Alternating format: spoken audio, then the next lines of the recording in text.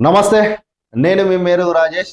ఇక నిన్న ఏదైతే ఖమ్మం పర్యటనకు వెళ్ళిండు కదా కేటీఆర్, అక్కడ మొన్న కాంగ్రెస్ ప్రభుత్వం పేదల ఇళ్లు కూలగొట్టిందని అక్కడ ఉన్నటువంటి ప్రజలను పరామర్శించడానికి అయితే నిన్న కేటీఆర్ వెళ్ళిండు.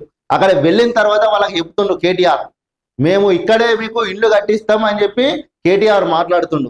మరి ఏమేం చెప్పిండు కేటీఆర్, అసలు అక్కడ ఏం జరిగిందని చూద్దాం ఒకసారి. అయ్యో, మీకోసం సుప్రీంకోర్టుకు వెళ్ళి కొట్లాడతాం కేటీఆర్ అంటుండు. మీకోసము సుప్రీంకోర్టుకు వెళ్ళి మేము కొట్లాడతాము అని చెప్పి కేటీఆర్ అంటుండు. మరి కేవలం ఖమ్మం కోసమే కాదు కేటీఆర్, గతంలో మీరు గతంలో ఎక్కడెక్కడైతే ప్రాజెక్టులు కట్టిరో అక్కడక్కడ కూడా కొన్ని ఇల్లు ఊర్లు తీసేసారు కదా, మరి అప్పుడు వాళ్ళ కోసం మరి ఎందుకు కొట్లాడలేరు మీరు? ఇక్కడే ఇల్లు కట్టించి గృహప్రవేశాలు చేయించే బాధ్యత మాది కేటీఆర్. వెలుగుమట్ల బాధితులకు బీఆర్ఎస్ వర్కింగ్ ప్రెసిడెంట్ పరామర్శ. ఇయో నిన్న ఖమ్మం పోయిండు, ఆ ఖమ్మంలో బాధితులకు చెప్తుండు, ఇక్కడనే మీకు ఇల్లు కట్టిస్తాము, గృహ ప్రవేశాలు కూడా ఏపిస్తాము అని చెప్పి కేటీఆర్ చెప్తుండు. ఘటన జరిగిన తర్వాత నిన్న పోయిండు. మొత్తం మీదనైతే ఇక బాధితుల తరపున మాట్లాడికి, నువ్వు పోయి మంచి పని చేసినావు, మేము కాదు అంటలేము. మరి గతంలో మీరేం చేశారు? వెలుగుమట్ల భూమిలో ఇల్లు కోల్పోయిన బాధితులకు అండగా నిలబడి వారికి న్యాయం జరిగేందుకు సుప్రీంకోర్టులో కొట్లాడదామని బీఆర్ఎస్ వర్కింగ్ ప్రెసిడెంట్ కేటీఆర్ అన్నారు. గురువారం ఖమ్మంలో పర్యటించిన ఆయన ముందుగా వెలుగుమట్లలో బాధితులను పరామర్శించారు. నిర్వాసితులకు ఆశ్రమం కల్పించిన టీటీడీసీలోను బాధితులతో మాట్లాడారు. న్యాయ పోరాటానికి అవసరమైన ఖర్చులను బీఆర్ఎస్ భరిస్తుందని, చివరి వరకు బాధితులతోనే ఉంటామని భరోసా ఇచ్చారు. సరే, మరి నిన్న పోయిరు కదా కేటీఆర్ గారు, మరి నిన్న పోయిరు మీరు, అక్కడ బాధితులు చాలా మంది ఉన్నారు. మరి నిన్ననే మరి వాళ్ళ ఖర్చుల మందము వాళ్ళకు వాళ్ళ బాధితులకు మరి ఎంతో కొంత నిన్ననే సాయం చేస్తే అయిపోయి కదా.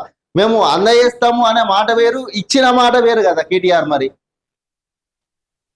ఇగో, న్యాయ పోరాటానికి అవసరమైన ఖర్చులు బీఆర్ఎస్ భరిస్తుందని, చివరి వరకు బాధితులతోనే ఉంటామని భరోసా ఇచ్చారు.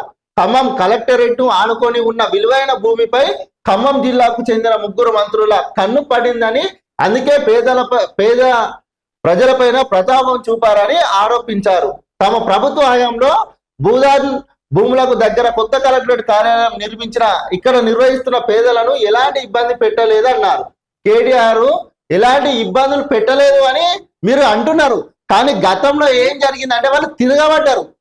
ఇక తిరగబడితే ఈ కథ అంతా ఎట్లా ఉన్నది, ఇక ఆయన వీళ్ళు ఏదో ఎత్తారు అని చెప్పి భయపడి సప్పుడే కూకున్నారు మీరు. గతంలో జరిగింది అది. గతంలో కూడా మీరు కూడా మస్తు పేద ప్రజలను నానా తంటాలుగా ఇబ్బందులు పెట్టిన సంగతి అందరు తెలిసిందే. ఇప్పుడు పోయి మీరు పరామర్శిస్తారు. ఇగో దీని మీదనే పొంగులేటి శ్రీనివాస్ రెడ్డి కూడా ఏమంటుండ అంటే, ఇగో చూడు రీ, వెలుగుమట్ల పాపం బీఆర్ఎస్ దే. ఇగో మరి చెప్పురు ఇక కేటీఆర్ ఇడ మాట్లాడుతున్నారు. నిన్న క్యాబినెట్ లో నిన్న మంత్రులు మాట్లాడుతున్నారు. నాటి ప్రభుత్వం పేదల ఇళ్లను కూలగొట్టింది. హైకోర్టు ఉత్తర్వుల ప్రకారమే అక్కడ ఇళ్ల తొలగింపు. హైకోర్టు ఉత్తర్వుల ప్రకారమే అక్కడ ఖమ్మంలో సంబంధించిన ఘటన జరిగిందో అక్కడ ఇళ్లను తొలగిస్తున్నామని చెప్పి మంత్రులు చెప్తారు. అర్హులైన పేదలకు ఇంటి స్థలంతో పాటు ప్లాట్లు ఇల్లు కట్టిస్తాం. కేసీఆర్ అసెంబ్లీకి రావాలి, సలహాలు ఇవ్వాలి, రెవెన్యూ శాఖ మంత్రి పొంగులేటి శ్రీనివాస్ రెడ్డి. మరి మొత్తం మీదనైతే ఈ రాజకీయ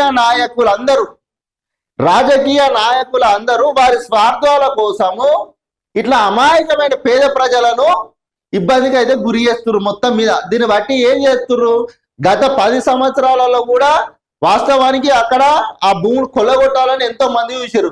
కానీ అప్పుడు అక్కడ ఉన్నటువంటి ప్రజలు అప్పుడు బలంగా ఉండి ఇక వాళ్ళతో పెట్టుకుంటే ఇక మాతో అయ్యేటట్టు లేదని చెప్పి అప్పుడు బ్యాకప్ అయ్యి బీఆర్ఎస్ ప్రభుత్వం. ఇక ఇప్పుడు ఖమ్మం జిల్లాలో ఉన్నటువంటి మంత్రులు ఎవరైతే ఉన్నారో అక్కడ ఇక గాంధీ విగ్రహం కోసం అని చెప్పి ఇక భూములకు సంబంధించి ఆ భూములు తీసుకోవాలని చెప్పి ఇక పోలీస్ ప్రొటెక్షన్ తోని మొత్తం మీదనైతే అక్కడ పేదల ఇళ్ళనైతే కూలగొట్టింది. వాస్తవానికి చెప్పాలంటే రేవంత్ రెడ్డి సర్కారు కూడా అక్కడ ఉన్నటువంటి వాళ్ళకు, ఇప్పుడు పొంగులేటి శ్రీనివాస్ రెడ్డి చెప్తుండు, అక్కడికి పోయి ఆ బాధితుల దగ్గరకు పోయి బాధితులను పరామర్శించి మరి బాధితులకు మేము మీకు అండగా ఉంటామని చెప్పి చెప్పాలి కదా ఒక మాట.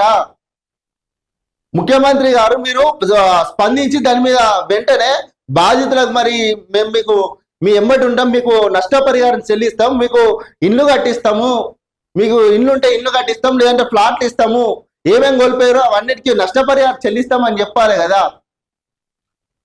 వాస్తవానికి అది గత 10 సంవత్సరాలు బీఆర్ఎస్ లో ఉన్నప్పుడే అసలు ఆ ల్యాండ్ అనేది ఎప్పుడో తీసుకునే వాళ్ళు, కానీ అక్కడ ప్రజలు తిరగబడంతో అప్పుడు ఇక బీఆర్ఎస్ పార్టీ సైలెంట్ అయింది. మొత్తం మీద ఏదేమైనా ఈ రాజకీయ నాయకుల చేతులలో మాత్రం బలైతుంది ఎవరంటే పేద ప్రజలు మాత్రమే బలైతున్నారు. ఇప్పటికైనా ఈ రాజకీయ నాయకులు సరే కేటీఆర్ పోయి మేము ఇల్లు కట్టిస్తాం, ఇన్నే మీకు పోరాటం చేస్తాము, అంతా ఆ మాటల మందమే, ఉత్త మాటలే ఉంటాయి.